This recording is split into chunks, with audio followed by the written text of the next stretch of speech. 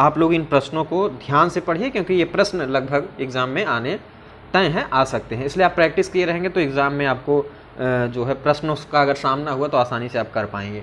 जैसे एक प्रश्न है, बहुत ही अच्छा प्रश्न है कि निम्नलिखित में से वह व्यक्ति कौन है जो संसद सदस्य नहीं है, यानी संसद का सदस्य तो नहीं है लेकिन उसे संसद को संबोधित करने का अधिकार है। इसमें जैसे चारों ऑप्शन दिए गए हैं, चारों ऑप्शन में कोई भी ऐसा व्यक्ति नहीं है, कोई भी जो संसद का सदस्य है, लेकिन एक ऐसा सदस्य है जिसको संसद को संबोधित करने का अधिकार है, और उस सदस्य का नाम क्या है दोस्तों? भारत का अटॉर्नी जनरल। जो भारत का अटॉर्नी जनरल होता है उसको संसद में संबोधन यानी संसद को संबोधित करने का अधिकार दिया गया है। जैसे सांसद लोग संबोधित करते हैं, प्रधानमंत्री संबोधित करते हैं, अन्य मंत्री संबोधित करते हैं, उसी तरह से भारत का अटॉर्नी जनरल जो है वो संसद को संबोधित करने का अधिकार रखता है। तो ये प्रश्न पूछा जा सकता है, इसलिए आप ध्यानपूर्वक जो है थोड़ा सा देख लीजिएगा, क्योंकि महत्वपूर्ण प्रश्न है। अगर अगले प्रश्न की बात करें कि प्रश्न दिया गया है कि निम्नलिखित में से कौन से हमारे सौर मंडल का एक आंतरिक ग्रह या पार्थिव ग्रह है? तो आंतरिक ग्रह पूछा गया है, तो सूर्य से निकटतम 4 जो ग्रह हैं वो आंतरिक है। जैसे बुध, शुक्र, पृथ्वी, मंगल, ये 4 जो हैं ये हैं आंतरिक ग्रह, और बाकी जो हैं वो बाह्य ग्रह हैं। तो इसमें शुक्र, बुध और पृथ्वी, मंगल में यहाँ पे ऑप्शन में क्या दिया गया है? मंगल।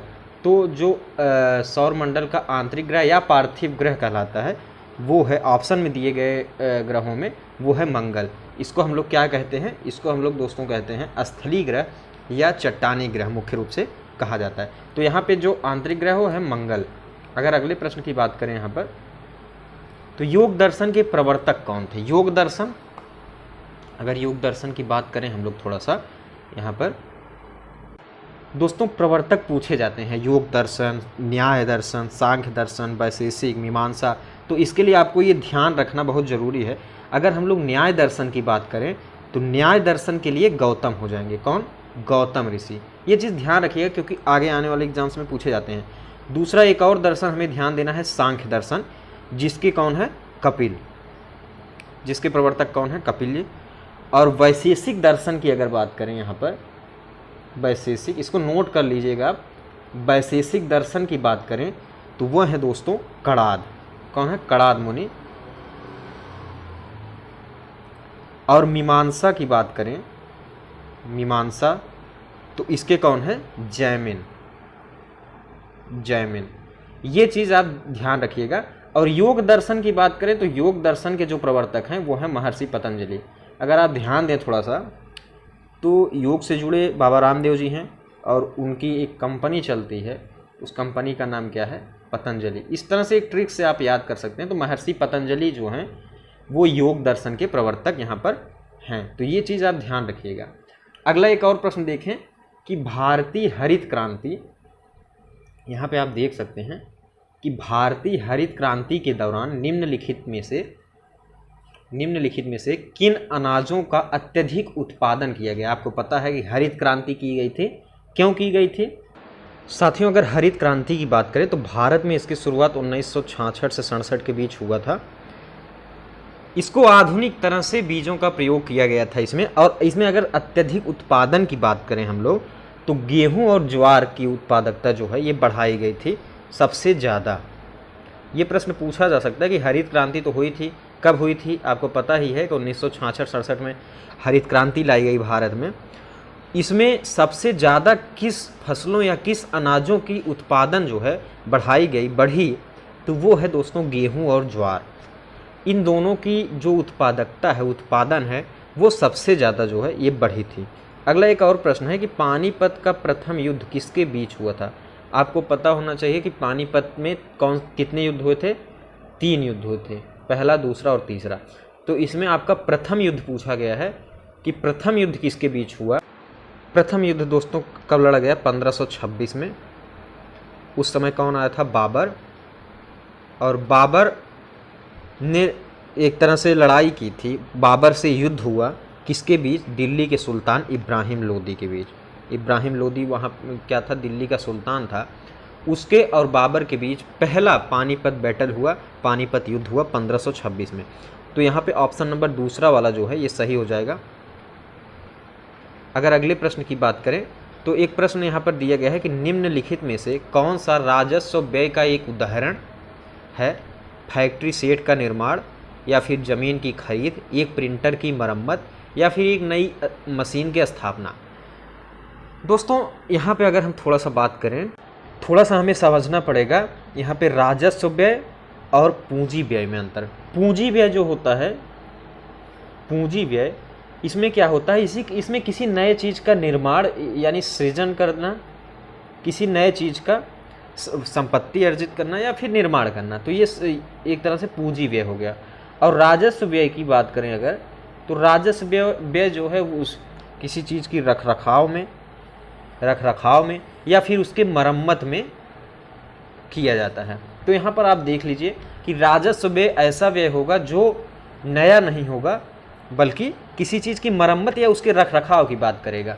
तो फैक्ट्री सेट का निर्माण ये तो नया कार्य हो रहा है, ज़मीन खरीदना ये भी नया कार्य हो रहा है, और एक मशीन की स्थापना ये भी क्या है, एक नया कार्य है, यानी ये पूंजी व्यय में आएंगे। लेकिन एक प्रिंटर का मरम्मत जो है, एक प्रिंटर की मरम्मत जो है, ये आएगा राजस्व व्यय में। किस में आएगा? राजस्व व्यय में। तो यहाँ पे सही ऑप्शन जो हो जाएगा, राजस्व व्यय का जो उदाहरण है वो है एक प्रिंटर की मरम्मत। ये प्रश्न आपने देखा होगा। अगर अगले प्रश्न की हम लोग बात करें, यहाँ पे आप देख सकते हैं थोड़ा सा कि निम्नलिखित में से किस मृदा की ढुलाई गुरुत्वाकर्षण द्वारा होती है? तो इसमें दोस्तों जो हिमनद मृदा होती है, हिमनद मृदा, इसकी जो ढुलाई होती है वो किससे होती है? गुरुत्वाकर्षण के द्वारा। किसके द्वारा? गुरुत्वाकर्षण के द्वारा। तो ये प्रश्न आप ध्यान रखिएगा। अगला एक और प्रश्न देखें अगर हम, कि एक आदमी 5 मीटर की दूरी जो है साफ तरीके से नहीं देख पा रहा है, तो उसको कौन सा रोग हुआ है? थोड़ा ध्यान रखिएगा आप लोग, 5 मीटर की दूरी की बात कर रहा है, यानी अगर कोई व्यक्ति 5 मीटर की दूरी को बिल्कुल अच्छे तरीके से, साफ तरीके से नहीं देख सकता, तो उसको एक रोग हुआ है। उस रोग का नाम आपको पूछा है। दोस्तों उसे जो रोग हुआ है वो हुआ है मायोपिया। कौन सा रोग है? मायोपिया, यानी निकट दृष्टि दोष। उसे हो गया है निकट दृष्टि दोष, या मायोपिया के नाम से हम लोग उसको क्या करते हैं, जानते हैं। यहाँ पर ये जो है सही हो जाएगा। अगर अगले प्रश्न की बात करें कि एसआई पद्धति में मूल भौतिक राशियों की संख्या कितनी है, ये प्रश्न पूछा गया है। तो थोड़ा सा ध्यान देंगे। एसआई पद्धति में दोस्तों कुल जो है, अगर हम राशियों की, भौतिक राशियों की बात करें, तो वो राशियाँ कितनी हैं? 7। कितनी है? 7 जो है मूल भौतिक राशियाँ हैं। तो ऑप्शन नंबर बी यहाँ पर सही हो जाएगा। अगर अगले प्रश्न की बात करें कि इंडिया डिवाइडेड नामक पुस्तक, ये बहुत ही फेमस ये पुस्तक है, इंडिया डिवाइडेड, ये किसने लिखी है, ये प्रश्न पूछा गया है। तो ये लिखी है हमारे देश के पहले राष्ट्रपति और संविधान सभा के अध्यक्ष doctor Rajendra Prasad. India divided बहुत फेमस महत्वपूर्ण पुस्तक है। मैं पुस्तकों का जो इम्पॉर्टेंट महत्वपूर्ण पुस्तक हैं उनको एक सूचीबद्ध तरीके से आपको बता दूंगा, ताकि आपको याद हो जाए। अगर किसी भी एग्ज़ाम में वो पूछा गया तो आप बिल्कुल आसानी से कर सकें। तो यहाँ पे तीसरा वाला ऑप्शन बिल्कुल सही हो जाएगा, डॉक्टर राजेंद्र प्रसाद। और जो भी हमारे साथी चैनल पर पहली बार विजिट कर रहे हैं, पहली बार पहुंच रहे हैं, वो लोग चैनल को सब्सक्राइब कर लें, और चैनल को सब्सक्राइब के साथ साथ आप बेल आइकन को प्रेस करिएगा, तब आपको वीडियो का नोटिफिकेशन आसानी से जो है प्राप्त हो जाएगा। अगर अगले प्रश्न की बात करें, 11वां प्रश्न यहाँ पर है कि प्राकृतिक रेडियो एक्टिवता की खोज किसने की है? रेडियो एक्टिवता की खोज किसने की? तो वो खोज की गई थी हेनरी बैकरेल के द्वारा। किसके द्वारा? हेनरी बैकरेल के द्वारा प्राकृतिक रेडियो एक्टिवता की खोज की गई। तो ऑप्शन नंबर चौथा यहाँ पर सही हो जाएगा। अगर अगले प्रश्न की बात करें कि यूरोप में जो उच्चतम पर्वत शिखर हैं उनमें से एक पर्वत है माउंट एल्ब्रूस, वो स्थित कहाँ पर है? यूरोप के किस देश में माउंट एल्ब्रूस स्थित है, ये प्रश्न पूछा गया है। तो साथियों जो एल्ब्रूस पर्वत है यहाँ पर, ये स्थित है रूस में। कहाँ पर स्थित है? ये है रूस में। रूस का एक स्थान है काराचाय, वहीं पर ये एल्ब्रूस पर्वत है। और एक चीज़ और ध्यान रखिएगा कि ये क्या है? सुप्त ज्वालामुखी है। यहाँ पर सुप्त ज्वालामुखी, ये चीज़ आप ध्यान रखिएगा। इसकी अगर हम सीमा की बात करें तो जॉर्जिया से इसकी सीमा जो है टच करती है। तो यहाँ पे यूरोप का जो सबसे मतलब ऊंचे शिखरों में एक है वो है एल्ब्रूस, वो स्थित है रूस में। ऑप्शन नंबर सी यहाँ पर बिल्कुल सही हो जाएगा। एक और प्रश्न है कि जीवों के अध्ययन को कहा क्या जाता है, यानी अगर हम जीवों के व्यवहार के बारे में अगर अध्ययन कर रहे हैं उस अध्ययन को क्या कहते हैं। सारे अध्ययन को मैं आपको बता दूंगा, एक सूची जो है आपको प्रोवाइड कर दूंगा, आप उसमें देख लीजिएगा और मैं वीडियो भी बना दूंगा ताकि आप अच्छे से उसको समझ पाएँ। तो ये प्रश्न पूछा गया है, तो इसमें जो सही ऑप्शन हो जाएगा मेरे दोस्तों वो कौन सा हो जाएगा, इथोलॉजी। कौन सा, इथोलॉजी।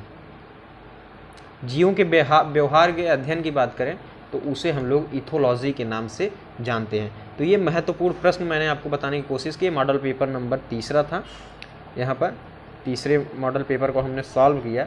अब अगला मॉडल पेपर आपको प्रोवाइड हो जाएगा। आप लोग चैनल को ज़रूर सब्सक्राइब कर लीजिए। आप सभी का बहुत बहुत धन्यवाद।